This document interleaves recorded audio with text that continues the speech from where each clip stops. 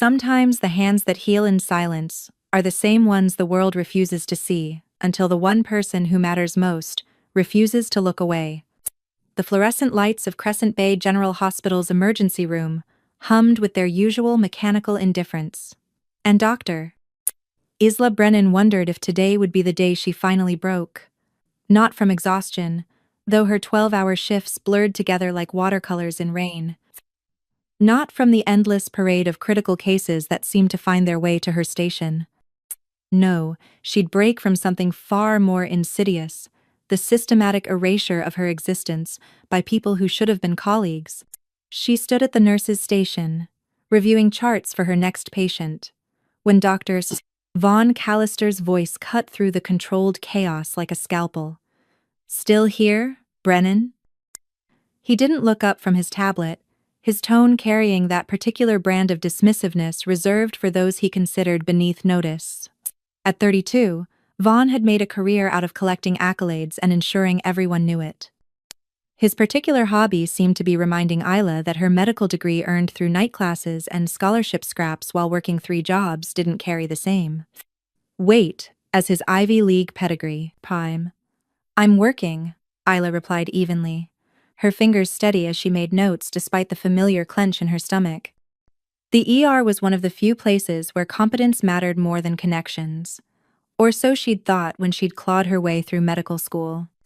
"Working," Vaughn repeated, mockery dripping from the word as his friend Dr. Sienna Mordaunt joined him. Sienna was everything. Isla wasn't perfectly coiffed, impeccably connected, and utterly convinced that medicine was more about politics than patients. Is that what we're calling it when the hospital charity case pretends to be a real doctor? Behind them, 2 more physicians materialized, Dr. Marcus Ashford and Dr. Celeste Thrain, both from families whose names adorned hospital wings. They moved through the medical world with the confidence of people who'd never had to prove they belonged. "Did you hear?"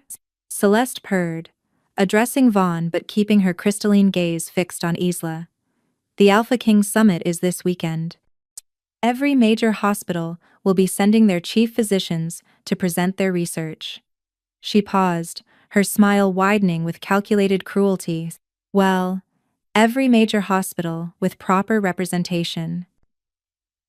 The words landed like a punch to the solar plexus. Isla's hands stilled on the chart. Caspian Nighthaven. They called him the youngest Alpha King to ever unite the Eastern Territories. So powerful that even the oldest packs bowed to his authority. Rumors painted him as brilliant and ruthless. A leader who'd revolutionized pack medicine, while simultaneously expanding his family's pharmaceutical empire into something that rivaled human corporations. His upcoming Healthcare Innovation Summit was the event of the decade. "Imagine," Marcus added, his voice thick with false sympathy, "having to explain to the Alpha King why Crescent Bay harbors a doctor who barely scraped through State University. Chief Rivera is already planning to keep her in the basement labs during any potential hospital tours. Can't have royalty thinking we have low standards." Isla's grandmother, Dr. Edith Brennan, had once told her that the sharpest minds were often forged in the hottest fires of adversity. But standing there, wearing scrubs that had seen better days, with 3 years of saving lives counting for nothing against pedigree and politics, Isla didn't feel sharp. She felt ground down, a blade that had been whetted so many times there was barely any steel left. "Nothing to say, Brennan?" Vaughn moved closer. Close enough that she could smell his expensive cologne, the kind that cost more than her monthly rent. Perhaps "Or are you dreaming of meeting the Alpha King? Perhaps you think he'll take pity on the hospital's charity project?" "I have patients waiting," Isla said quietly, hating how her voice wavered despite years of practice keeping it steady. "Patients?" Vaughn plucked the chart from her hands, examining it with exaggerated scrutiny. "You mean the overflow cases nobody else wants? The uninsured? The rogues?" He let the chart fall. Papers scattered across the linoleum floor like accusations. Patient histories laid bare for anyone to see, a HIPAA violation he'd never face consequences for. "Clumsy," Sienna tutted, her designer heels clicking as she stepped over the scattered papers. Now you'll have to explain to Chief Rivera why you're mishandling patient files again. You know how he feels about giving you additional responsibilities. They left her there, kneeling among the scattered papers, their laughter echoing down the sterile corridor. Isla's hands trembled as she gathered the documents, a paper edge slicing her finger. She watched the blood well up, bright red against her pale skin. Even after everything, the grueling years of study, the impossible hours, the hundreds of lives she'd saved, she was still just the girl from the wrong side of the tracks playing dress-up in a white coat. Child. The voice startled her. Edith stood in the doorway, her 78-year-old eyes taking in the scene with the knowing that made Isla want to weep. Her grandmother had been one of the first female surgeons at Crescent Bay, fighting battles that made Isla's struggles look like paper cuts. She moved with surprising grace for her age, though she'd retired from active practice 5 years ago. "Let me see," Edith said, taking Isla's bleeding hand in her weathered ones. She produced a bandage from her pocket. She always seemed to have exactly what was needed and wrapped the wound with practiced efficiency. "It wasn't my fault," Isla began, but her grandmother silenced her with a look. "Fault is a luxury we cannot afford," Edith said quietly. "The Alpha King comes not this weekend, but tonight. To this hospital. In secret." Isla's heart stopped. "Tonight?" But Vaughn said. "Those peacocks know nothing. Chief Rivera received word an hour ago. The Alpha King travels incognito, seeking treatment for an injury sustained in a territorial dispute he once kept quiet. No publicity, no fanfare. Just the best emergency physician available." Her grandmother's eyes held something Isla couldn't quite name.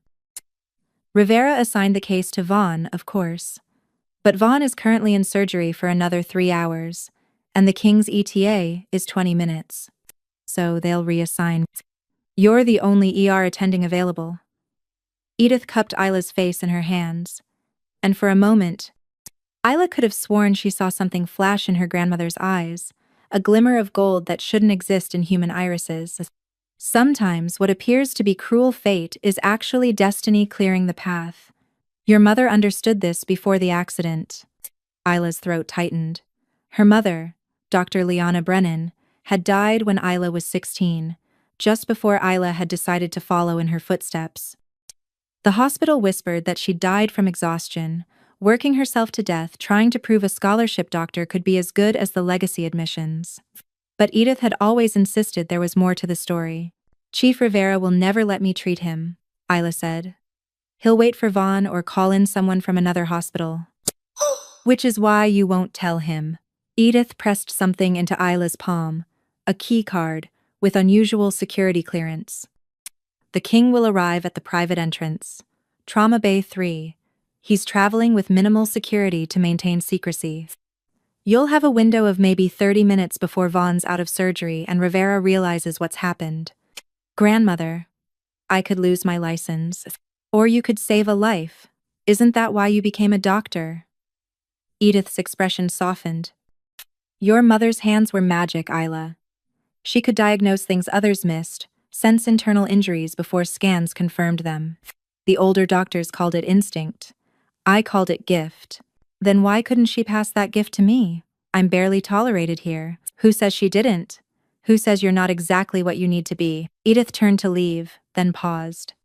"Isla, remember that the universe doesn't make mistakes.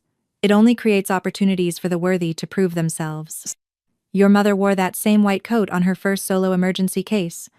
You honor her by being brave." Alone again in the corridor, Isla stared at the keycard, her mind spinning. The Alpha King, here, in 20 minutes. Every instinct screamed that this was career suicide. If she treated him without authorization, Rivera would have her terminated. Process. If she failed, if something went wrong, she'd be blacklisted from every hospital in the territory. Power. But if she did nothing, if she let protocol and fear dictate her actions, someone might die while they waited for the appropriate physician to become available. Isla looked down at her hands. Steady hands that had sutured countless wounds. Hands that had brought people back from the edge. Hands that knew their purpose even when the world questioned their worth. She pocketed the keycard and headed for Trauma Bay 3. Some choices weren't really choices at all. Trauma Bay 3 sat in the oldest wing of Crescent Bay General, a relic from when the hospital served both human and pack populations openly, before the integration laws made such distinctions politically inconvenient. The space was equipped with state-of-the-art equipment. The Alpha King's donations had ensured that but few staff members had clearance to access it. Isla's grandmother's keycard worked on the first try, the lock clicking open with a sound that felt like crossing the Rubicon. The bay was empty, sterile, waiting. Isla did what she always did before a critical case. She took 3 deep breaths, centered herself, and let the panic and self-doubt drain away. In this space, she wasn't the charity case or the scholarship doctor. She was simply a physician, and someone needed help. 15 minutes later, she heard the distinctive sound of a vehicle pulling into the private entrance, followed by urgent, hushed voices. The door burst open, and Isla's carefully maintained composure nearly shattered. The man being half carried, half dragged into the trauma bay was bleeding profusely from his side, his face pale but still striking in a way that made her understand why people used words like commanding presence. Even injured, even leaning heavily on the shoulders of 2 men in dark suits, he moved with predatory grace. His eyes, a startling amber that seemed to glow in the fluorescent lighting, swept the room and landed on her with laser focus. "Casa, where's Dr. Callister?" one of the security men demanded. "We were told." "Dr. Callister is in surgery," Isla said, her voice steady despite her racing heart. She was already moving, guiding them to the examination table. "I'm Dr. Brennan, attending emergency physician. Set him down carefully, support his right side. That's where the bleeding is worst." "I specifically requested Callister," the injured man said, and despite the pain evident in his voice, there was steel underneath. This was someone accustomed to being obeyed. "No offense, doctor, but this situation requires discretion and you're bleeding out," Isla interrupted, her hands already assessing his injuries with professional efficiency. She'd learned early that confidence mattered as much as competence. "Approximately 2 liters of blood loss based on your pallor and heart rate. Possible liver laceration, given the wound location. You have about 45 minutes before you go into hypovolemic shock, maybe less. So you can either let me work, or you can wait for Dr. Callister and die with discretion intact. Your choice, Your Majesty." The security men bristled, but the Alpha King, because it was definitely him, even Isla's limited exposure to pack politics couldn't mistake that aura of command, let out a sound that might have been a laugh or a pain-induced gasp. "Fine," he said. "But if you're wrong about the timeline, I'm not wrong." Isla was already cutting away his shirt, exposing the wound. Deep laceration, possibly from claws based on the distinctive pattern. "What happened, Comperit?" "Territorial dispute with a rogue pack," one of the security men said. "An ambush. The king handled it, but not before." Before one of them got a lucky shot, Caspian finished, his eyes never leaving Isla's face. "I've had worse." "I'm sure you have. This is still potentially fatal if not treated properly." Isla's hands moved with practiced precision, cleaning the wound, assessing the damage. Her instincts that gift her mother supposedly had screamed that there was more here than met the eye. The wound pattern was wrong somehow, the bleeding too consistent with arterial damage, but the location slightly off. "You're very calm," Caspian observed. His voice was strained but curious. "Most humans panic around injured pack members. Most humans aren't emergency physicians who've seen everything from car crashes to construction accidents." Isla prepared the ultrasound equipment. "I need to confirm internal bleeding. This will be uncomfortable." As she worked, running the ultrasound probe over his abdomen, she felt that strange sixth sense her mother had allegedly possessed, the one Isla had always dismissed as pattern recognition and clinical experience. But this was different. The wound was serious, but the bleeding pattern suggested something else, something she couldn't quite name. as if his body was fighting an internal battle beyond the physical trauma. There, she murmured, seeing it on the screen. Liver laceration, grade 3. You need surgery within the hour. But there's something else. She looked up, meeting those amber eyes. This isn't just physical trauma. There's something toxic in your system. The wound isn't healing at the normal pack rate. The security men exchanged glances. Caspian's expression shifted from pained tolerance to sharp attention. How did you? Most doctors wouldn't notice that for hours. Most doctors aren't paying attention. Isla was already drawing blood samples. Whatever caught you had something on their claws. Poison? Venom? Some kind of suppressant? Wolfsbane derivative, Caspian admitted, and the word sent chills down her spine. Wolfsbane was illegal, banned by every pack treaty for decades. The rogues have been experimenting. It suppresses healing, makes us vulnerable. My people are trying to develop a counteragent, but you're here now, bleeding. With maybe 30 minutes before my colleagues realize I'm treating the Alpha King without authorization and have me arrested for it. Isla made a decision. I can stabilize you for surgery. The wolfsbane is a problem, but I've treated enough unusual toxins to know the principles. We need to flush your system while repairing the physical damage. You understand if this goes wrong? One of the security men started. If this goes wrong, I lose my career, possibly my freedom, and the Alpha King dies on my table. Isla snapped. I'm aware of the stakes. Are you going to let me work or stand there threatening me? Caspian waved his security back. Let her work. He caught Isla's hand as she reached for another instrument. His grip was strong despite the blood loss. Why are you doing this? You know what will happen if this goes badly. Isla met his gaze squarely. Because you need help, and I'm a doctor. It's really that simple. Nothing is ever that simple. Then maybe it should be. She gently extracted her hand and continued working. Now stop talking and let me save your life.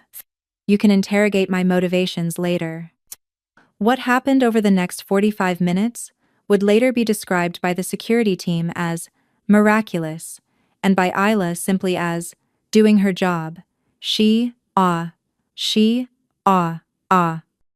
stabilized the bleeding, administered a cocktail of medications to counteract the wolfsbane based on principles she'd learned, treating various poisonings, and prepared him for emergency surgery, all while maintaining the kind of calm, methodical approach that had gotten her through medical school despite everyone betting against her.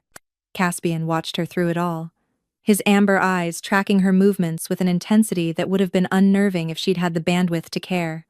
There was something in his gaze that Isla couldn't quite read. Surprise, certainly, but also something else. Recognition? Respect? She didn't have time to analyze it. Vitals are stabilizing, she announced as she finished the final prep. The wolfsbane is still in your system, but I've counteracted the worst effects.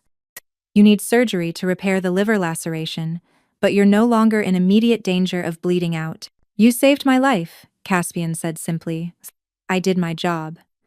Isla was already cleaning up, hyper-aware that her window was closing. Vaughn's surgery had to be nearly finished. Your people need to get you to an OR now. I'll recommend Dr. Sato from the surgical team. She's excellent and discreet. Wait. Caspian tried to sit up, winced. Your name, Dr. Brennan. Isla Brennan? Yes. I want you on the surgical team. That's not how it works. I'm emergency medicine, not a surgeon. And I don't care how it works. You saved my life. You noticed things others would have missed. I want you there. Your Majesty, with respect, I'm not even supposed to be here. Chief Rivera will have my head when he finds out, and requesting me for your surgical team will only make it worse. The door burst open. Chief Rivera stood there, flanked by Vaughn and Sienna, his face purple with rage. Dr. Brennan. What the hell do you think you're?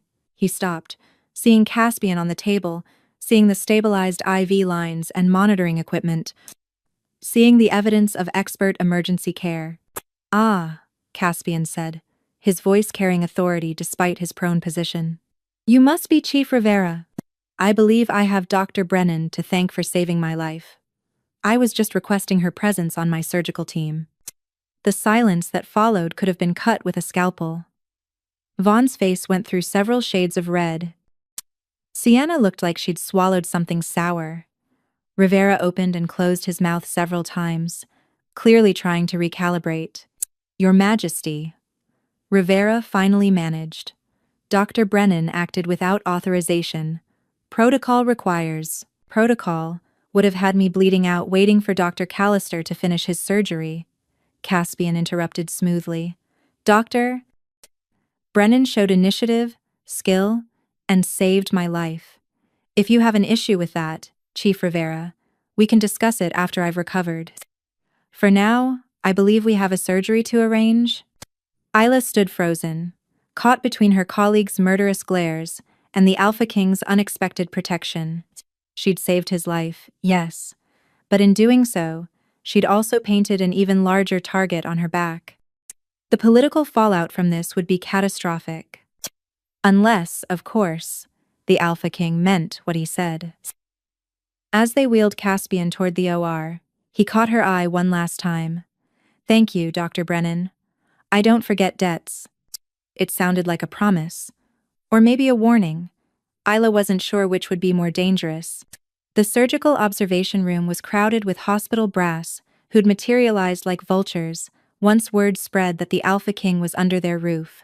Isla stood in the back, technically present, because Caspian had requested it, but effectively invisible to the attendings and administrators jockeying for position near the viewing window. Dr. Sato worked with her usual meticulous precision below, repairing the liver damage while carefully monitoring for any residual wolfsbane effects. Unbelievable, Vaughn muttered nearby, not bothering to lower his voice. She violates every protocol in the book and gets rewarded for it. She got lucky, Sienna agreed. If anything had gone wrong, she'd be facing criminal charges. Nothing went wrong because she's skilled. A new voice cut in, Pio. Isla turned to find her grandmother standing beside her, having appeared with that uncanny silence she'd always possessed. Edith might be retired, but her reputation still carried weight, whether you want to acknowledge it or not. With respect, Dr. Brennan. Rivera said carefully he'd never dare antagonize Edith directly. Your granddaughter's actions, however well-intentioned, created a diplomatic incident. If the Alpha King hadn't explicitly approved, but he did approve. Explicitly. Edith's smile was sharp. Perhaps the question isn't why Isla acted, but why your protocols left a critically injured patient without immediate care. The observation room fell into uncomfortable silence. Below, Dr. Sato was closing, the surgery apparently successful. Isla felt the tension in her shoulders ease fractionally. Caspian would recover. Whatever political fallout she faced, at least she hadn't killed the Alpha King. Dr. Brennan. One of the security men approached her, the same one who'd questioned her credentials in the trauma bay. His Majesty has requested your presence during his recovery. He'd like to speak with you once he's awake. That's highly irregular, Rivera started. His Majesty was quite clear. The security man said, his tone making it obvious this wasn't a request. Dr. Isla Brennan, no one else. But the looks Isla received as she followed the security detail could have curdled milk. But beneath the anxiety and the surreal nature of the situation, she felt something else stirring. For the first time in 3 years, someone with actual power had looked at her work and seen competence instead of charity case. It shouldn't matter, her patient's outcomes should be validation enough, but God, it felt good to be seen. Caspian's recovery room was in the private wing, guarded by more security than Isla had ever seen, outside of political conventions. They nodded her through after scanning her hospital ID, and she found herself in a suite that looked more like a luxury hotel than a hospital room. Caspian was awake, sitting up despite Shirley being in pain, his amber eyes clear and focused as she entered. Dr. Brennan, thank you for coming. Your Majesty, how are you feeling? Like I was mauled by rogues and then had my liver sewn back together. A slight smile. But alive thanks to you. Sit, please. You look exhausted. Isla sat, suddenly aware that she'd been on her feet for nearly 14 hours straight. It was a complex case. I'm glad you're recovering well. Let's dispense with the medical pleasantries. Caspian leaned forward slightly, wincing at the movement. I did some research while they were prepping me for surgery. Dr. Isla Brennan, graduated top of your class from State University Medical School, tired ass. Completed residency at County General, one of the toughest emergency departments in the territory. Stellar performance reviews. Multiple commendations for difficult saves. Published research on toxicology and emergency response to supernatural injuries. He paused. He paused. So why are you being treated like the hospital's shameful secret? Isla blinked. You researched me? I make it a point to know who saves my life. Your credentials are impressive. Yet from what I observed, you're being systematically undermined by your colleagues. Why? Because my medical degree doesn't come with the right pedigree, Isla said bluntly. I'm the scholarship kid who dared to think she belonged in medicine. Most of my colleagues come from medical families, went to prestigious universities, have connections that span generations. I'm just the granddaughter of a retired surgeon who couldn't afford anything better than state school. Your grandmother is legendary. Edith Brennan pioneered several surgical techniques still used today, which makes it worse, somehow. Like I'm failing to live up to a legacy I never asked for. Isla caught herself. I'm sorry, you didn't ask for my life story. Is there something specific you needed? Caspian studied her for a long moment. You noticed the wolfsbane. Most physicians wouldn't have caught that for hours, maybe not until the blood work came back. How? Isla hesitated. Instinct? Pattern recognition? I've always been able to sense when something was off about a case, when the obvious diagnosis wasn't the complete picture. My mother apparently had the same skill. My grandmother calls it a gift.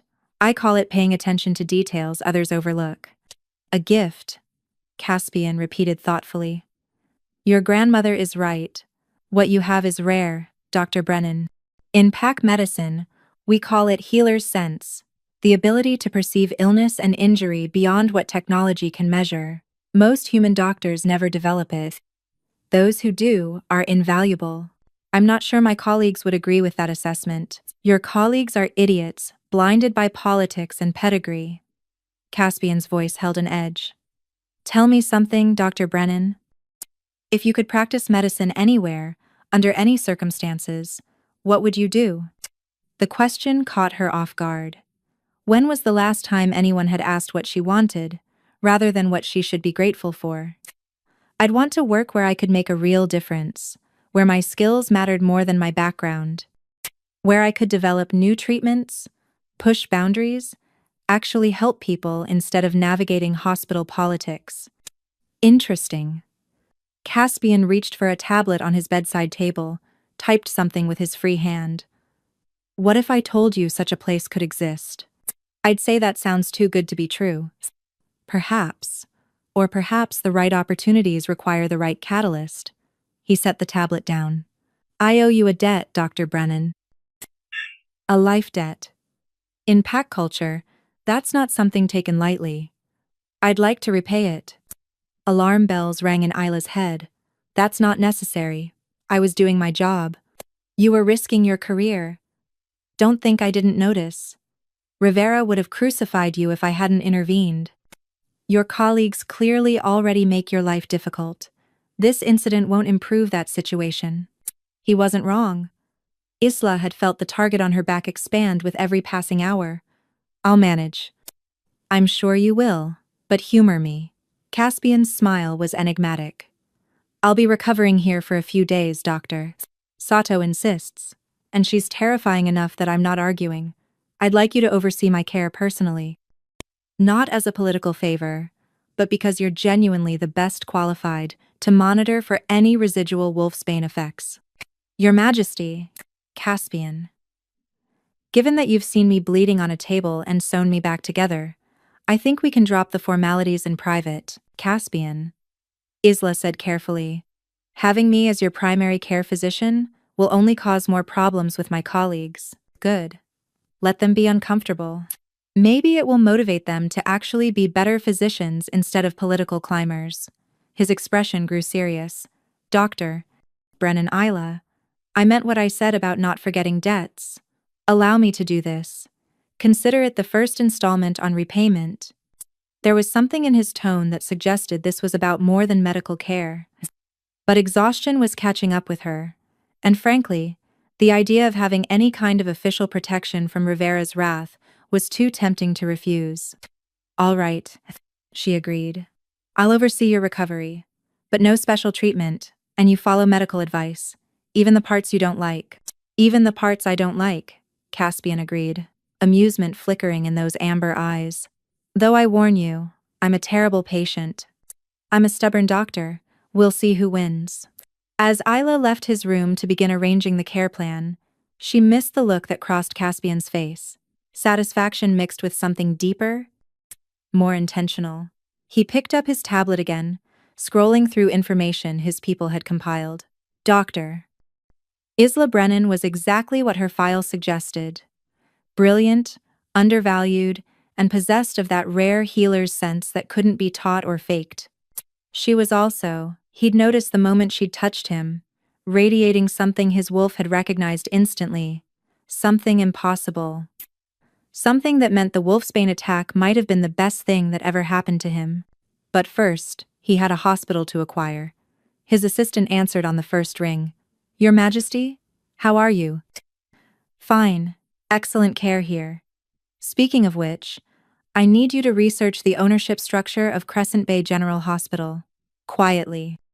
I want to know who holds the controlling interest, what the financial situation looks like, and whether it's vulnerable to acquisition. Sir, are you planning to just get me the information by tomorrow morning? Of course, Your Majesty. Caspian ended the call and leaned back against the pillows, already planning. Isla Brennan had saved his life. Now he was going to save her career, even if she didn't know she needed saving yet. Some debts required creative repayment, and some people were worth fighting for, even if the battle was one they didn't realize was being waged on their behalf. The next 3 days established a routine that felt both surreal and oddly natural. Isla checked on Caspian 4 times daily, monitoring his recovery with the same meticulous attention she gave every patient, though she had to admit, none of her other patients had security details or made international headlines just by being hospitalized. You're healing faster than expected, Isla noted on day 2, reviewing his latest blood work. The wolfsbane is almost completely cleared from your system. Whatever your people's counteragent did, it worked. That. And I had an excellent emergency physician who bought me the time I needed. Caspian was sitting up properly now, looking less like a patient and more like the powerful leader he was. Tell me, how have your colleagues been treating you? Isla's hesitation was answer enough. That bad? Let's just say I've been assigned to inventory duty for the past 2 days. Apparently, someone needs to count every bandage and syringe in the supply closets. She tried to keep her tone light. Very important work, Caspian's expression darkened. Rivera is punishing you. Rivera is doing what he always does, protecting the hospital's political interests. Having me treat you was a liability in his eyes, even if you approved it. And what about Vaughn and his friends? Isla shrugged. They're enjoying my fall from grace. Vaughn actually suggested to the staff yesterday that I should be more grateful for not being fired. Apparently, I should be thanking you for your mercy in not reporting my protocol violations. My mercy. Caspian's laugh was sharp. That's rich. Did you inform him that the only violation was a hospital bureaucracy that would have let me bleed out for the sake of paperwork? I didn't inform him of anything. I just counted bandages. Isla finished her examination. You're cleared for discharge tomorrow, by the way. Dr. Sato agrees. Kind. You should rest and avoid strenuous activity for at least 2 weeks, but you're out of danger. It's excellent. Then I have something to show you.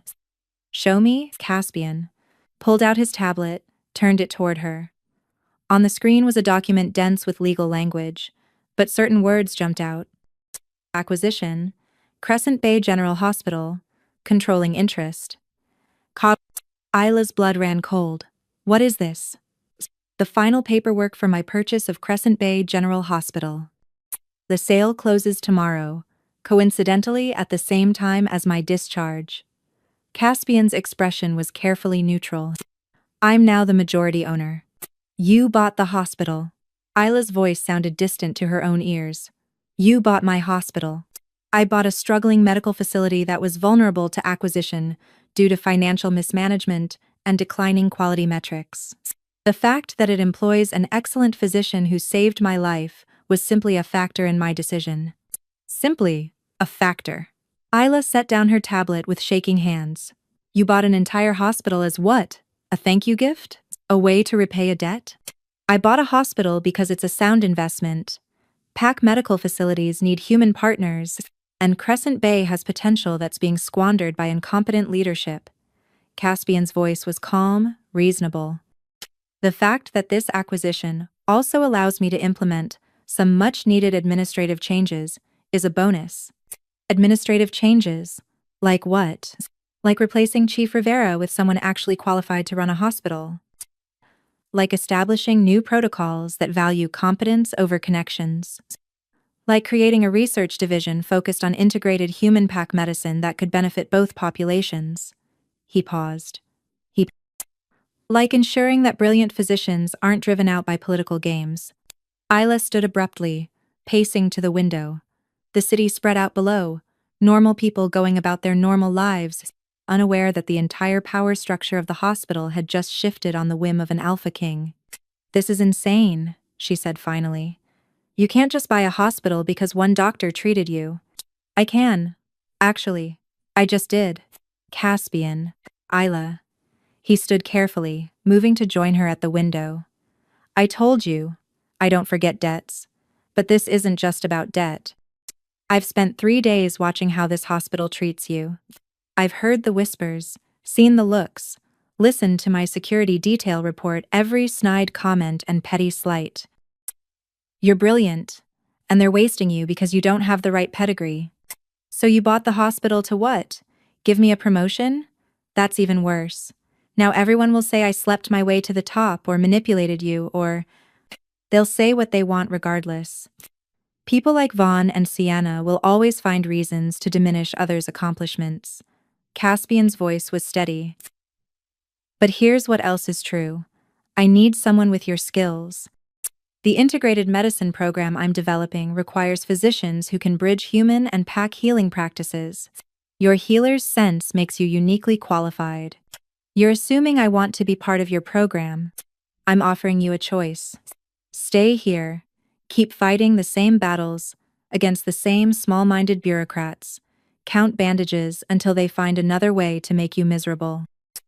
Or accept a position as director of the new Integrated Medicine Research Division, with full autonomy, a proper budget, power, and the authority to actually make a difference.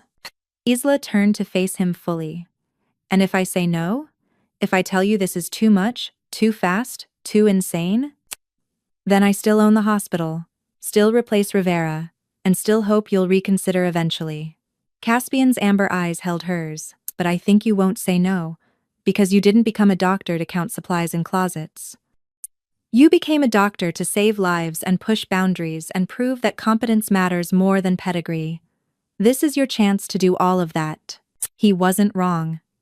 Every word he said resonated with the dreams she'd had in medical school, before hospital politics had ground her down. The chance to actually research, to develop new treatments, to work without constantly looking over her shoulder for the next petty sabotage, it was everything she'd wanted. This is crazy, she said again, but with less conviction. Most worthwhile things are. Caspian smiled. Think about it. You don't have to decide right now.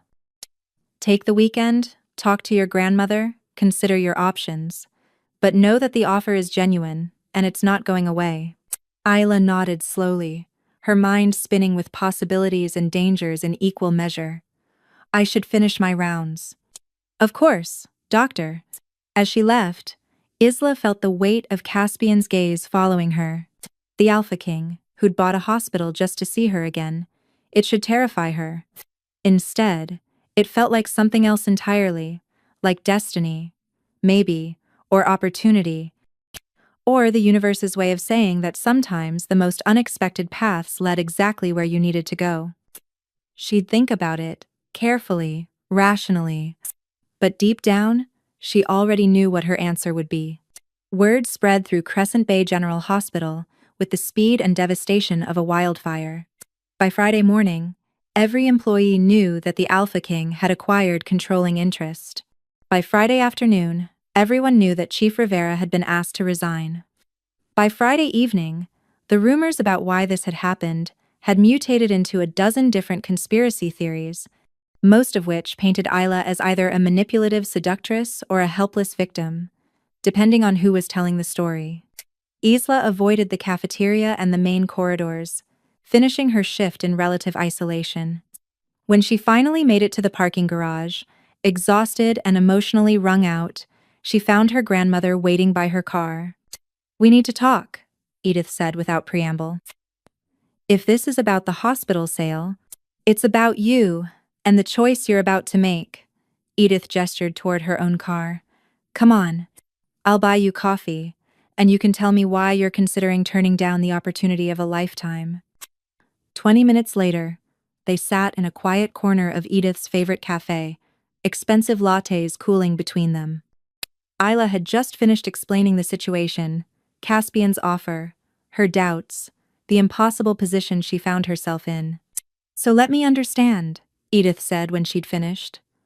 "The Alpha King, one of the most powerful figures in the territory, has offered you directorship of a research division, full autonomy, and the resources to actually accomplish something meaningful, and you're hesitating because it's insane, because people will say I didn't earn it, because he bought a hospital, grandmother, an entire hospital. That's not normal. Since when has anything worth doing been normal?" Edith sipped her coffee.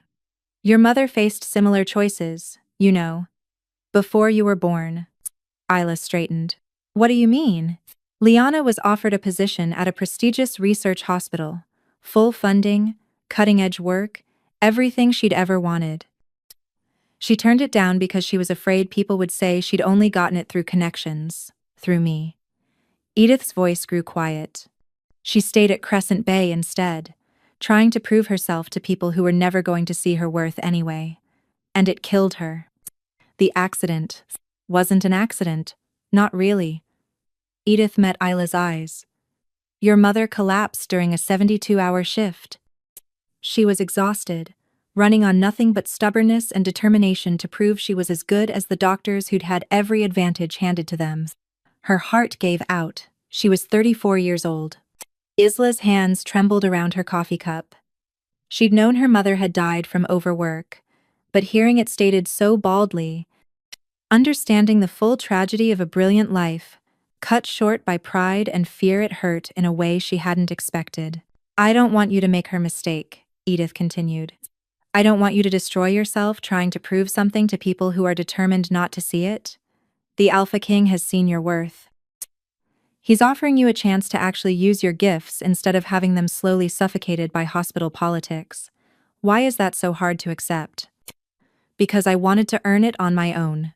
"You did earn it. You saved his life. You demonstrated skills that most physicians never develop. You proved your worth when it mattered most." Edith reached across the table, covering Isla's hand with her own. "Sometimes earning something doesn't mean suffering for it. Sometimes it means being brave enough to accept the opportunities we've created through our own competence. What if I fail? What if everyone is right, and I'm just the charity case who got lucky? Then you fail, and you get back up and try again. That's what doctors do." Edith squeezed her hand. "But I don't think you'll fail. I think you're going to do exactly what your mother should have done. You're going to take this chance and transform it into something extraordinary." Isla sat with that for a long moment, feeling pieces of something settle into place. Her mother's story, her own struggles, the unexpected opportunity that Caspian had literally bought for her. "It's still insane," she said finally. "The best things usually are. People will talk. People always talk. Let them." "I'm terrified." "Good. That means it matters." Edith smiled. So what are you going to do? Isla thought about the supply closets, about Vaughn's smirk, about 3 years of fighting just to be seen as competent. She thought about her mother, brilliant and driven and dead at 34, because she'd been too proud to accept help. She thought about Caspian's amber eyes and his crazy, impossible, perfect offer. I'm going to say yes, she said. I'm going to take the job, and I'm going to be terrified every day, and I'm going to do it anyway. That's my girl. Edith raised her coffee cup. To new beginnings, and to having the courage to accept what we've earned. They clinked cups, and Isla felt something unfurl in her chest, something that felt suspiciously like hope. Monday morning, Isla arrived at Crescent Bay General Hospital for what would technically be her last day as a regular ER attending. The announcement about the new research division wouldn't be public until Wednesday, giving her time to transition her cases and prepare for the changes ahead. She was reviewing charts at the nurse's station when Vaughn appeared, Sienna trailing behind him like always. His expression was uglier than usual, all pretense of professional courtesy abandoned. Heard congratulations are in order, Vaughn said, his voice dripping with venom. Managing to sleep your way into a directorship. That must be a record, even for you. Isla set down her pen slowly, meeting his eyes with a calmness she didn't entirely feel. Is there something professional you need to discuss, Dr. Callister? Because if not, I have actual work to do. Actual work. Sienna laughed, sharp and cruel. Is that what you call it? We all know what kind of work you did for the Alpha King. In the past, Isla would have let it go. Would have swallowed the anger, kept her head down, avoided making waves. But something had changed over the weekend. Maybe it was her grandmother's story about her mother. Maybe it was Caspian's confidence in her abilities. Maybe it was just 3 years of patience finally running out. You know what, Sienna? I did work. I saved a patient's life when everyone else was either unavailable or too busy protecting their precious protocols to provide immediate care. I correctly diagnosed a complex case that most physicians would have missed for hours as protective, and I did it because I'm a good doctor, regardless of what you need to believe to protect your own fragile egos. Vaughn's face flushed dark red. You violated every protocol. I saved a life. That's my job. That's what I took an oath to do. Isla stood, gathering her charts, and honestly, if you spent half as much energy actually being good physicians as you do playing political games, maybe you'd have been the ones treating him. But you weren't.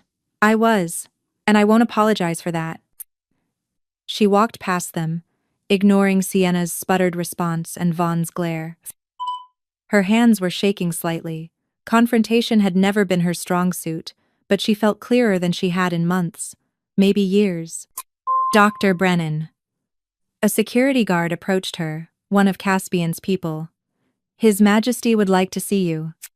Conference Room C has been cleared for privacy. Conference Room C turned out to be one of the hospital's nicest meeting spaces, normally reserved for board meetings and VIP consultations. Caspian was there, looking fully recovered and impossibly elegant in a dark suit that probably cost more than Isla's car. 2 other people flanked him, a woman with silver hair and sharp eyes, and a younger man with a tablet and the air of a highly competent assistant. Isla, Caspian said, and she noticed he'd dropped the Dr. Brennan formality. Thank you for coming. I'd like you to meet Morgana Ashworth, my Chief Operating Officer for Medical Facilities, and Dante, my Executive Assistant. They'll be helping facilitate the transition. Transition, Isla repeated, suddenly nervous despite her weekend resolve. To your new position. Morgana's smile was professional but warm. If you've decided to accept, that is. His Majesty mentioned you were considering the offer. Isla took a deep breath. I have. Decided, I mean. I'd like to accept the position as Director of Integrated Medicine Research. Caspian's smile was subtle but genuine. Excellent. Then let's discuss specifics. Morgana?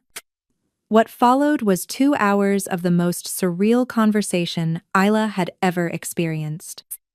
They discussed budget allocations that made her head spin, staffing options that included recruiting from both human and pack medical schools, research priorities that aligned perfectly with her own interests, and facility renovations that would transform an entire wing of the hospital into a state-of-the-art research center. You'll have full autonomy over research direction, Morgana explained. His Majesty is funding the division personally, which means no hospital board politics interfering with your work. You'll report directly to him quarterly on progress, but day-to-day operations are entirely your purview. What about staff? Isla asked. I'll need people who are open to integrated approaches, not just traditional practitioners set in their ways. You'll have authority to hire your own team, Caspian said. We've already identified several promising candidates from our initial search, but the final decisions are yours. If you want to recruit your grandmother as a senior consultant, that's your choice. Isla blinked. The idea of working with Edith again, having her grandmother's expertise and wisdom available daily, it was almost too good to imagine. There is one condition, Caspian added, and Isla's stomach clenched. Here it was, the catch. What condition? I need monthly progress reports, and I'll want to be involved in reviewing major research directions. Not to interfere, he added quickly, seeing her expression, but because I'm genuinely interested in this field. I've been working on pack medical advances for years, but the integrated approach combining human medical technology with pack healing knowledge, that's the future. I want to understand what you're discovering. It was possibly the most reasonable condition Isla could have imagined. I can agree to that. Then we have a deal. Caspian extended his hand, and Isla shook it, feeling the warmth of his grip and the significance of the gesture. This was real. This was happening. One more thing, Dante spoke up, tapping his tablet. His Majesty has requested that you accompany him to the Healthcare Innovation Summit next month. As Director of Integrated Medicine Research, you'll be presenting on the new program. It's an excellent opportunity for initial networking and recruitment. The summit. The event that Celeste had mocked her about weeks ago. The gathering of the territory's most prestigious medical professionals. And now she'd be attending not as some charity case hidden in the background, but as a director presenting cutting-edge research. I don't have anything prepared, Isla said weakly. You have a month, Caspian replied. And if you can diagnose wolfsbane poisoning in a critical situation, you can certainly prepare a presentation about your own research interests. I have full confidence. After the meeting ended, and Morgana and Dante left to begin the transition paperwork, Isla found herself alone with Caspian for the first time since making her decision. Thank you, she said quietly, for all of this. I know it's more than just repaying a debt. You're right, it is. Caspian's amber eyes held hers. I told you I make it a point to know who saves my life. What I didn't mention is that I've been searching for someone with your particular combination of skills for 2 years. The healer's sense is rare enough, but combined with your research background and your understanding of both human and pack physiology, that's almost unheard of. So this really is just professional interest, primarily. Something flickered in his expression. Though I won't pretend I'm not interested in getting to know you better on a personal level as well. You're fascinating, Isla Brennan. The way you faced down your colleagues this morning, the way you stood your ground despite the gossip and pressure that takes strength. Isla felt her cheeks warm. You heard about that? My security keeps me informed. Vaughn, by the way, will be finding other employment soon. Not because of what he said to you, though that didn't help his case, but because his surgical complication rates are well above acceptable standards. Turns out, when you actually look at performance metrics instead of family connections, some physicians don't measure up. You're cleaning house. I'm establishing standards. There's a difference.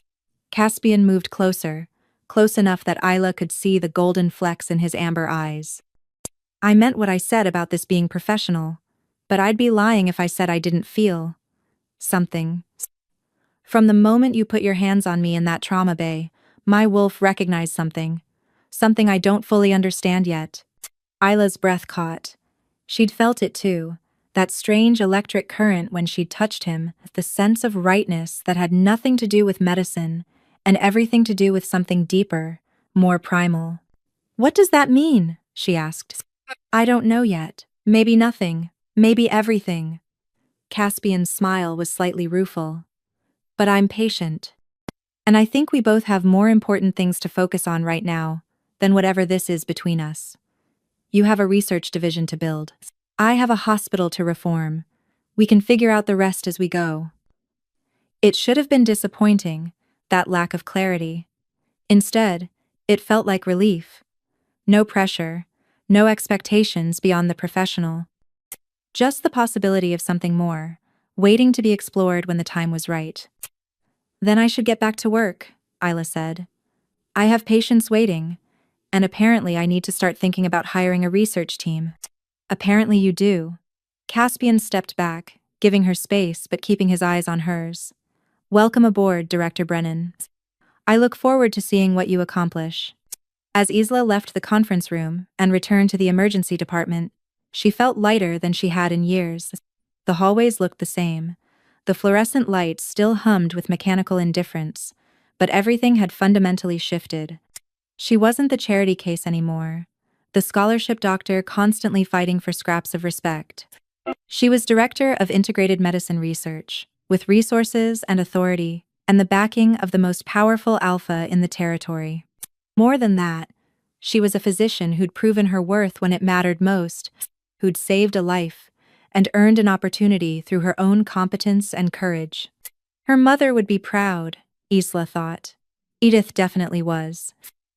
And maybe, just maybe, Isla was starting to be proud of herself too.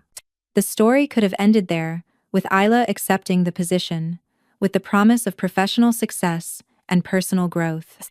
But life, as both a doctor and an Alpha King knew well, rarely followed the neat narrative arcs of stories.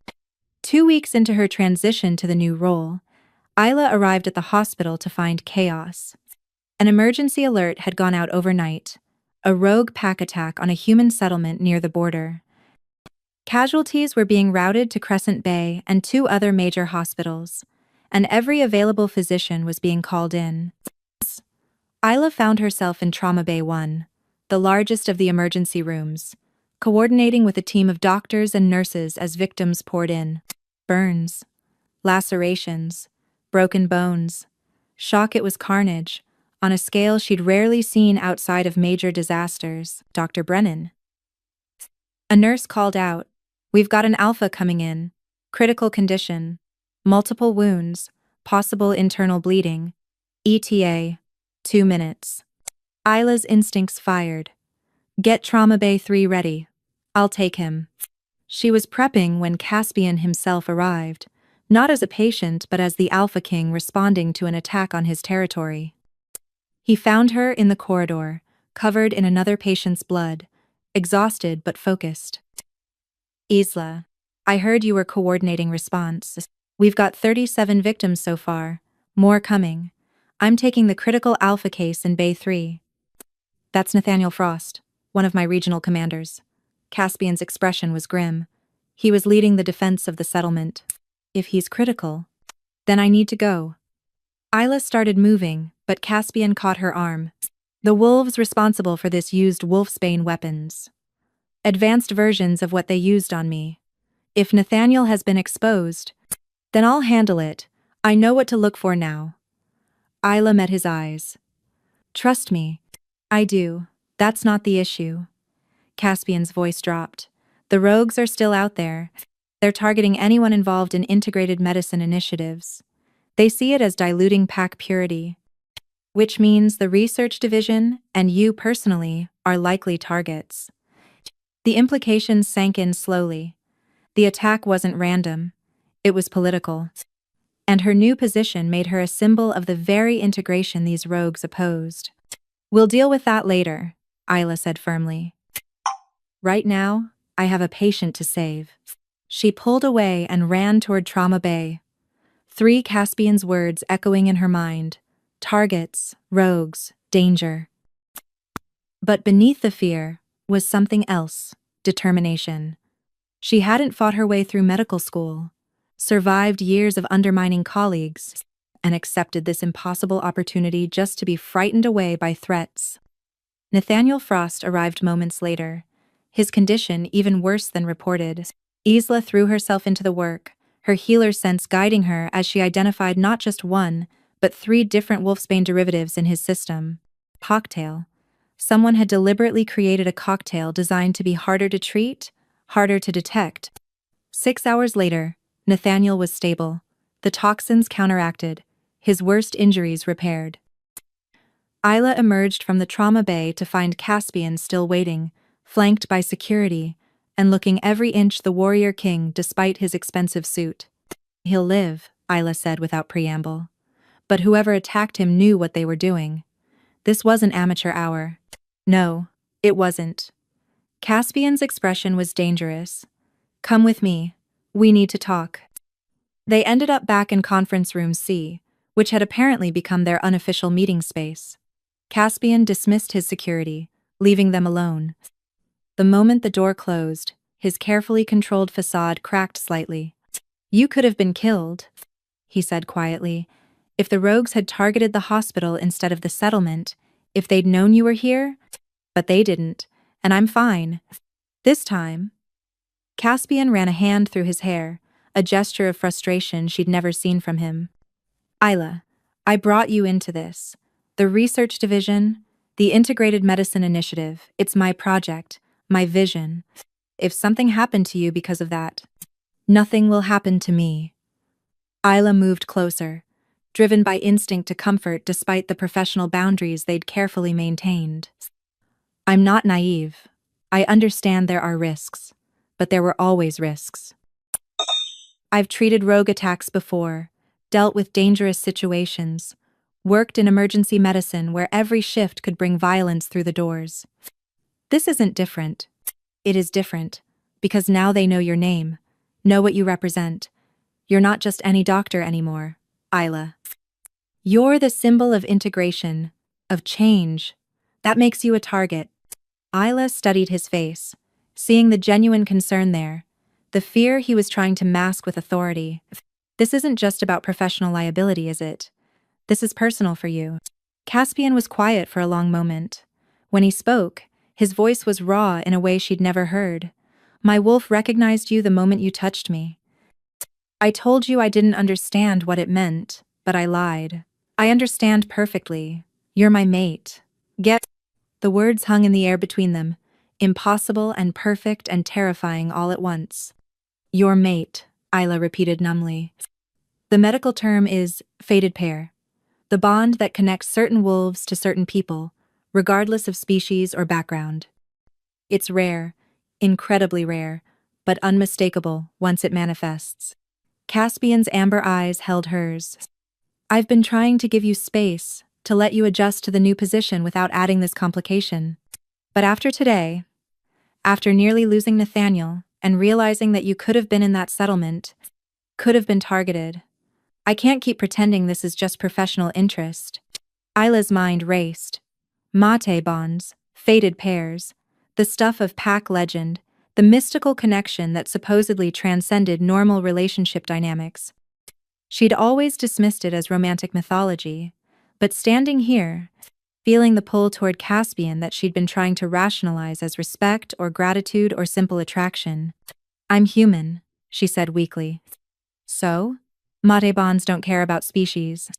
They care about compatibility, about souls that fit together." Caspian moved closer, close enough to touch though he didn't. "Point. I'm not asking you to accept it right now. I'm not demanding anything, power. But I won't lie about what you are to me, not when your safety is at stake." "What I am to you," Isla echoed. "Which is what exactly?" "Everything." The word was simple, absolute. "You're everything, Isla Brennan. My mate, yes. But also the first person in years who's challenged me intellectually, who's made me rethink assumptions, who's proven that sometimes the most valuable things come from the most unexpected places. I bought the hospital to repay a debt and to protect you, yes. But I also did it because the thought of you suffering one more day under people like Rivera and Vaughn made my wolf want to burn the whole place down." Isla should have been frightened, should have been overwhelmed by the intensity of it all. Instead, She felt that same sense of rightness she'd experienced in the trauma bay. The feeling that this, impossible as it was exactly where she was meant to be. I don't know how to be someone's mate, she admitted. I barely know how to be a research director. I'm still figuring out how to not be the charity case everyone dismissed. Then figure it out together with me. No pressure, no timeline. Just be open to the possibility. Caspian finally reached out, his hand cupping her cheek with surprising gentleness. I've waited 32 years to find you, Isla. I can wait as long as you need to feel ready for this. What if I'm never ready? What if I can't be what you need? You already are what I need. Brilliant, stubborn, compassionate, brave. Everything else, we'll figure out as we go. Isla leaned into his touch, letting herself feel the connection she'd been trying to rationalize away. The mate bond, if that's what this was, thrummed between them like a living thing, warm, insistent, patient. I need time, she said finally. To process, to think. This is a lot. Take all the time you need. Caspian's thumb brushed her cheekbone. Just promise me you'll be careful. The rogues are still out there, and they will come after symbols of integration. Which means you need security. I'm not having bodyguards follow me around. You are if you want to keep working in the field. Non-negotiable. His tone left no room for argument. Either you accept protection, or I shut down the research division until the threat is contained. Isla pulled back, glaring. You can't do that. I can, and I will. Your safety matters more than any research program. That's not fair. No, it's not. Neither is the fact that violent extremists want to hurt you for daring to bridge medical practices. We don't live in a fair world, Isla. We live in a dangerous one, and I will do whatever it takes to keep you safe, even if you hate me for it. They stared at each other, wills clashing, until finally Isla sighed. Fine. Security, but they stay subtle. I won't have armed guards following me into patient rooms. Subtle guards, I can work with that. Caspian's expression softened. Thank you. Don't thank me for accepting basic safety measures after you threatened to shut down my entire division, Isla grumbled, but there was no real heat in it. The man had just declared her his fated mate and was terrified of losing her. She could grant him this. I should get back to my other patients, she said. The ER is still processing casualties. And I need to coordinate the response to the attack. Caspian moved toward the door, then paused. Isla, for what it's worth, I think you're going to be an extraordinary research director and an extraordinary mate when you're ready. After he left, Isla stood alone in the conference room, her mind whirling with everything that had happened in the past few hours. Rogue attacks, mate bonds, security details, the impossible becoming routine with dizzying speed. Her phone buzzed. A text from Edith. Heard about the attack. Are you all right? Isla typed back. I'm fine, but we need to talk. You free for coffee later? Always. Same place as before? Perfect. Because if there was anyone who could help her make sense of mate bonds and destiny and the terrifying, exhilarating direction her life had taken, it was her grandmother. The woman who'd spent her life proving that sometimes the best things came from the most unexpected places. And that courage meant accepting opportunities, especially when they scared you. 3 months later, Isla stood in the newly renovated research wing of Crescent Bay General Hospital, watching her team work with a satisfaction that still felt surreal. Promise. The Integrated Medicine Research Division was real, functional, and already producing promising results. Dr. Elena Vasquez, a young PAC physician she'd recruited from the Western Territories, was running tests on a new healing technique that combined traditional PAC methods with human surgical procedures. Dr. James Chen, one of the few human doctors who'd enthusiastically embraced the integrated approach, was analyzing data on accelerated recovery rates. And Edith, her grandmother, served as senior consultant, her decades of experience proving invaluable. Director Brennan? Elena approached with a tablet. The preliminary results on the Wolfsbane counteragent are back. I think you'll want to see this. Isla reviewed the data, her excitement building. They'd done it. After 3 months of intensive research, they developed a broad-spectrum counteragent that worked against multiple wolfsbane derivatives. It wasn't perfect, nothing ever was in medicine, but it would save lives. This is excellent work, Elena. Get it written up for peer review, and let's schedule trials with volunteer subjects next month. Will do. Elena paused. Also, Von Callister stopped by earlier. He wanted to discuss collaboration opportunities. Isla snorted. Vaughn had been conspicuously friendly since his new position. At a smaller, less prestigious hospital, had proven less satisfying than his ego required. What did you tell him? That we weren't accepting applications at this time, and he should review our published criteria for potential collaborators, which include things like basic human decency and actual research competence. Elena's smile was wicked. I like the way you think. After Elena left, Isla found herself alone in her office, a real office, with a window and a door that locked, and her name on a placard, Dr. Isla Brennan, Director of Integrated Medicine Research. Some days, she still expected to wake up and find this was all a dream. Her phone buzzed. A text from Caspian. Free for dinner tonight? I have news about the summit. The Healthcare Innovation Summit was in 2 weeks. Isla had been preparing her presentation for months. Nervous despite Caspian's confidence in her abilities, she texted back. 7 p.m.? The usual place? Perfect. See you then.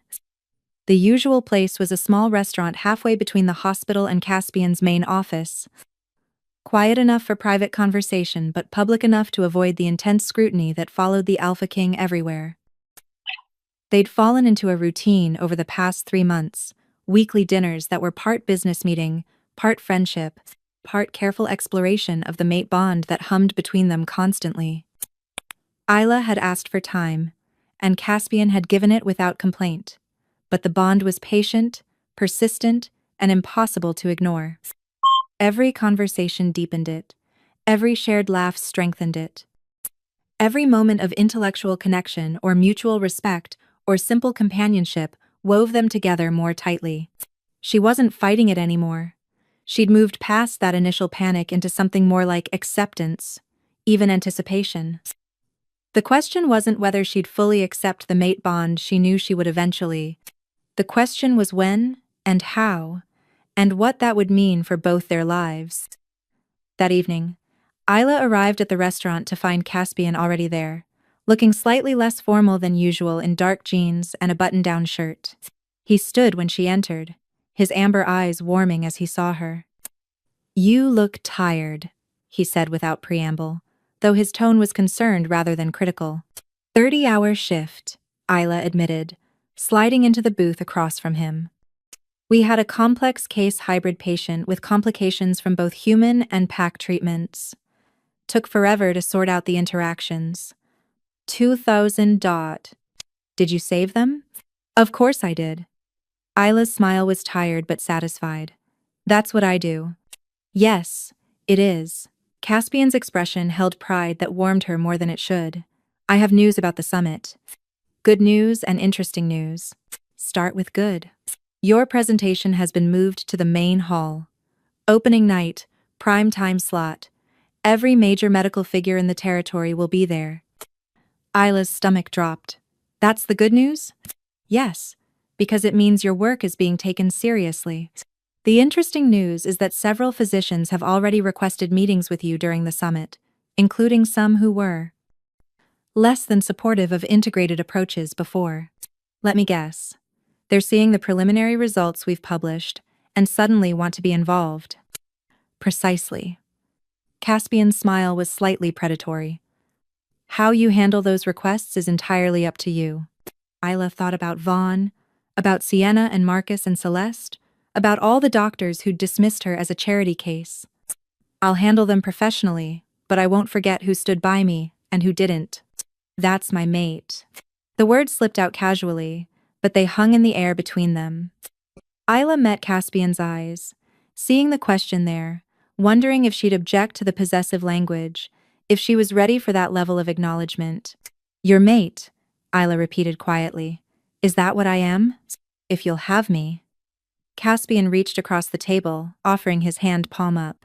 An invitation, not a demand. I know I said no pressure, and I meant it. But it's been 3 months, Isla. 3 months of dinners and conversations and working together and growing closer. I think you know your answer. Pied. The question is whether you're ready to say it out loud. Isla looked at his hand, strong, scarred from battles she could only imagine, capable of incredible gentleness. She thought about the past 3 months, about how he'd supported her research without interfering, protected her safety without smothering her independence, challenged her intellectually while respecting her expertise. He'd kept every promise, honored every boundary, and made her feel valued in ways she'd never experienced before. She placed her hand in his, feeling the electric warmth of the mate bond flare between them.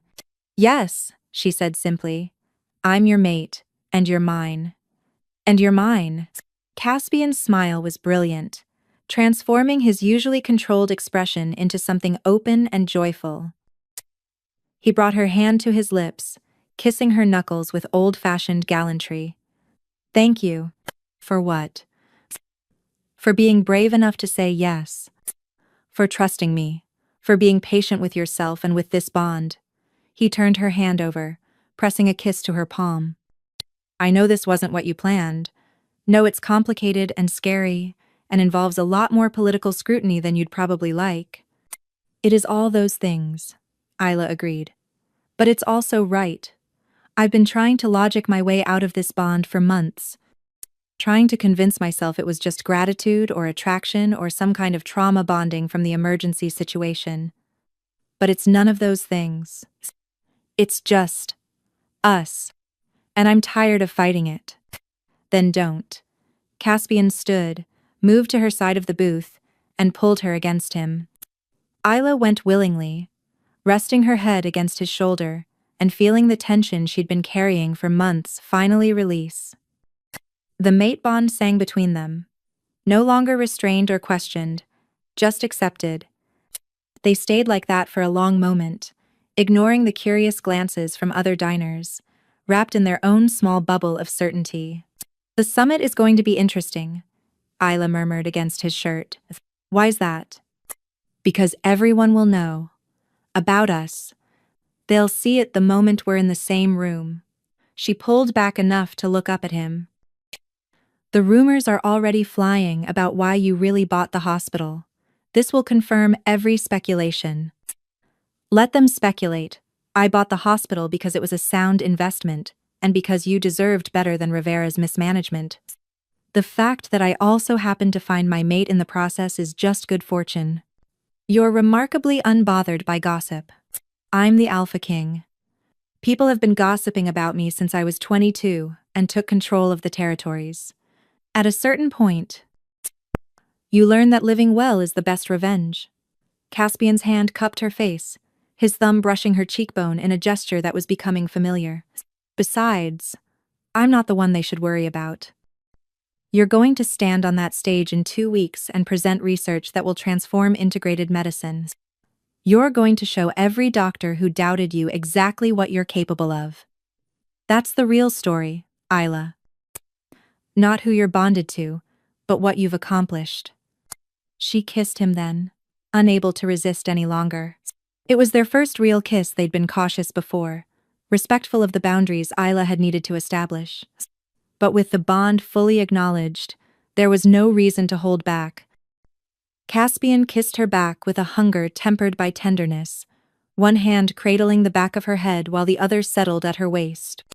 When they finally broke apart, both breathing hard, Isla felt like something fundamental had shifted, not just between them, but in herself. The girl who'd hidden in supply closets to avoid bullies was gone. In her place was a woman who'd built a research division, developed life-saving treatments, and earned the respect of one of the most powerful figures in the territory, not through manipulation or luck, but through competence and courage. I love you, she said, the words surprising her even as she spoke them. But they were true, undeniably so. Caspian's expression softened into something that made her breath catch. I love you too, Have since the moment you told me to stop talking and let you save my life. They laughed, the tension breaking into something lighter, more playful. They finished dinner talking about the summit, about research priorities, about the house Caspian had been designing that he hoped she'd consider sharing with him. Normal couple things. Except they were an alpha king and a human doctor bound by a mystical connection that shouldn't exist but did. Later, as Isla drove home with Caspian's security detail following, at a discreet distance, she'd gotten used to them. Eventually, she thought about how far she'd come. 4 months ago, she'd been counting bandages in a supply closet, invisible and undervalued. Now she was directing cutting-edge research, presenting at prestigious summits, and mated to the Alpha King. It was insane. It was impossible. It was perfect. Sometimes, she thought, the best things in life came from the moments when you chose to be brave, despite your fear. When you saved a life without thinking about the consequences. When you accepted opportunities that seemed too good to be true. When you said yes to love, even when it complicated everything. Her phone buzzed with a text from Edith. Heard through the grapevine that you and a certain Alpha King were seen being rather affectionate at dinner. It's coming 5. Want to tell your grandmother what's going on. Isla smiled, typing back. Coffee tomorrow? I have a lot to tell you. I'll bring champagne. This calls for celebration. It did. Isla thought. It really did. The Healthcare Innovation Summit was everything Isla had feared and hoped for simultaneously.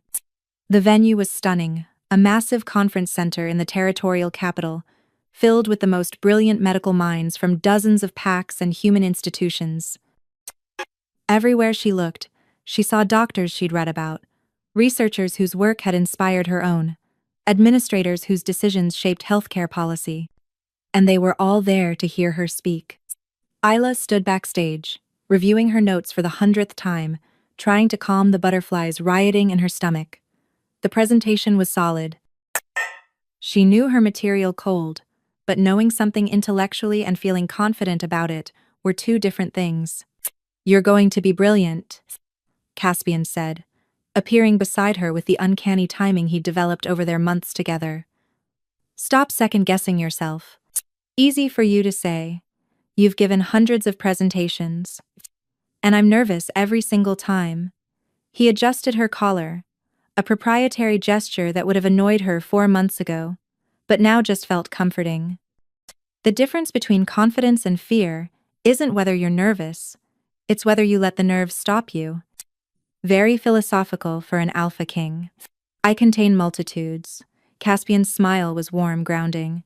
Besides, I've read your presentation. It's exceptional. You're going to change minds tonight, Isla, including some that have been closed for decades. Quote, a stage manager approached. Dr. Brennan? 5 minutes. Isla took a deep breath, centering herself the way she did before complex cases. This was just another challenge, another opportunity to prove her competence. She'd faced hostile colleagues, life-threatening emergencies, rogue attacks, and mate bonds.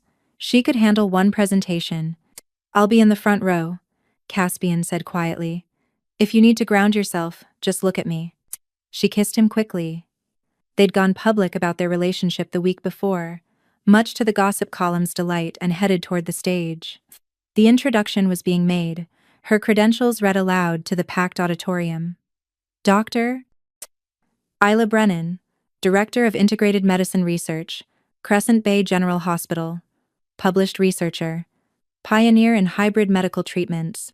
No mention of charity case or scholarship doctor. Just her accomplishments, spoken with respect. Isla walked onto the stage, the lights bright and blinding, until her eyes adjusted. Then she could see them hundreds of faces, some curious, some skeptical, some openly hostile. She found Caspian in the front row, exactly where he'd promised, his amber eyes steady and confident. Good evening, Isla began, her voice stronger than she'd expected. I'm here tonight to talk about the future of medicine and why the divisions we've maintained between human and pack healing practices are not just outdated, but actively harmful to both populations. A murmur ran through the crowd. Good. She had their attention. For the next 40 minutes, Isla presented her research. She showed data on recovery rates, treatment efficacy, cost-benefit analyses. She discussed the philosophical underpinnings of integrated medicine, the ethical considerations, the practical challenges. She answered the obvious objections before they could be raised, and provided evidence for claims that would have seemed outrageous just months before. Most importantly, she told stories. The hybrid patient, who'd nearly died from conflicting treatments, Nathaniel Frost, who'd survived wolfsbane poisoning because she'd applied principles from both healing traditions. The dozens of smaller cases where integrated approaches had made the difference between life and death. By the time she finished, the auditorium was silent. Then, starting from the front row where Caspian sat, applause began. It spread like wildfire, not the polite golf clap of academic conferences, but genuine, enthusiastic recognition. Isla stood there, slightly stunned, as the ovation continued. This was real. They were actually listening. The Q&A session that followed was intense but respectful. Even the skeptical questions came from a place of genuine intellectual curiosity rather than dismissive hostility. Isla fielded them all with growing confidence, drawing on months of research and her natural gift for explaining complex concepts clearly. When it finally ended, she was swarmed by doctors wanting to discuss collaboration, institutions offering resources, researchers requesting more information. It was overwhelming and exhilarating and proof that she'd been right. Integrated medicine was the future, and she was helping shape it. Caspian extracted her eventually, his security, creating a polite but firm barrier. "You need a break before the networking reception, half," he said. "Come on." He led her to a quiet room, off the main hallway, closed the door, and pulled her into his arms. "You were magnificent." "I was terrified." "You were both, and you did it anyway." "That's courage, Isla." He kissed the top of her head. "I'm so proud of you." Isla leaned into his embrace, letting the adrenaline drain away. Did you see their faces? They were actually listening. Not just being polite, but genuinely engaged. "Because you gave them something worth listening to. You always do." Before she could respond, her phone rang. "Edith's number, play." "I have to take this," Isla said, pulling back reluctantly. "Of course," Isla answered. "Grandmother?" "Isla." Edith's voice was thick with emotion. "I'm watching the live stream. Your mother would be so proud." "Hell, I'm proud enough for both of us." Tears pricked Isla's eyes. "Thank you." "No, thank you. For being brave, for not making her mistake, for accepting the opportunities you've earned and using them to do something extraordinary." Edith paused. "Also, the Alpha King is clearly besotted with you, which is adorable." Isla laughed through the tears. "He's standing right here." "Good. Tell him I approve. Now go to your reception and accept all the accolades you deserve. We'll celebrate properly when you're back." After she hung up, Isla wiped her eyes and turned to find Caspian watching her with an expression that made her heart flip. "What?" she asked. "Just thinking about how lucky I am. That a rogue attack sent me to the one hospital with the one doctor who could save my life and also happened to be my perfect mate." He pulled her close again. "The universe works in mysterious ways. Or you just have really good luck." "Probably both." Caspian kissed her forehead. "Ready for round 2? The reception will be even more intense than the presentation. With you there? I can handle anything." And she could. Because she wasn't the scared girl hiding in supply closets anymore. She was Dr. Isla Brennan, researcher, healer, mate of the Alpha King, and a woman who'd proven that sometimes the most extraordinary things came from the most unexpected places. The future was uncertain, full of challenges she couldn't predict. Rogue threats still existed. Political opposition to integrated medicine would continue. The pressures of being the Alpha King's mate would be significant. But Isla had faced impossible odds before and won. She'd do it again, as many times as necessary, because that's what doctors did. That's what leaders did. And that's what you did when you were brave enough to accept the life you'd earned, instead of the one others thought you deserved. 6 months after the summit, Isla stood in the research division's main conference room, watching the news coverage with her team. The territorial government had just passed landmark legislation, recognizing integrated medicine as a valid treatment approach, mandating that all major hospitals establish programs similar to Crescent Bay's. "We did it," Elena said, her voice full of wonder. "We actually changed the system." "You did it," James corrected, looking at Isla. "Your presentation, your research, your vision. This is your victory." Isla shook her head. "It's our victory. All of us. Everyone who believed integration was possible, who pushed through resistance, who proved the skeptics wrong." She smiled at her team now, 15 strong, a mix of human and pack physicians who worked together seamlessly. This is just the beginning. Later she found Caspian in his office at the hospital. He'd kept a workspace there to stay close to the research division's progress. He looked up as she entered, his expression softening the way it always did when he saw her. "Heard the news," he said. "Congratulations, Director Brennan. Congratulations to both of us. This was your vision too. My investment, your execution." Caspian stood, moving around the desk to pull her close. "Though I have to admit, when I bought this hospital, I was mostly thinking about keeping you safe and having an excuse to see you regularly. The fact that you turned it into a revolutionary medical program was a bonus." 80. Isla laughed, wrapping her arms around his neck. "You bought an entire hospital just to see me again. That's still the most insane thing anyone's ever done for me. Power Asian. And I'd do it again in a heartbeat." Caspian's amber eyes held hers. "You saved my life, Isla. Literally and figuratively. Before you, I was just going through motions, ruling effectively but without real purpose. You gave me something to believe in beyond territorial politics. Everson, you gave me something too. The chance to actually make a difference. A partner who sees my worth. A life I never imagined possible." She kissed him softly. "Thank you for everything. Thank you for saying yes. To the job, to us, to this crazy adventure."